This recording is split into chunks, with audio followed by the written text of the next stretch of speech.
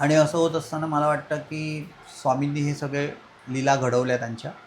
भाईंना सुखरूप घरी आणण्याआधी भाईंना जेवढे आम्ही कपडे नेले होते हॉस्पिटलमध्ये वगैरे, भाई म्हणाले एकही कपडा मला घरी न्यायचा नाही आहे. म्हटलं ठीक आहे, भाईंसाठी नवीन कपडे, आम्ही घरी होतेच भाईंचे कपडे, ते घेतले. भाईंना आम्ही सगळ्यात आधी आपल्या दादर चौपाटीला नेलं आणि जेव्हा भाई चौपाटीवर समुद्रामध्ये गेले, सूर्याला अर्ध्यदान केलं आणि एक अशी लाट आली मोठीच्या मोठी, जी संपूर्ण भाईंना भिजवून गेली आणि त्या लाटेसोबत सगळी भाईंची नेगेटिव्हिटी गेली. स्वामींच्या कृपेने भाई पूर्ण रोगमुक्त झाले खऱ्या अर्थानं. तिथून मग आम्ही पहिले दादरच्या मठात गेलो. दादरचा मठ बंद होता. तिथून दर्शन फक्त त्या खिडकीतून होतं. खिडकीतून दर्शन घेतलं.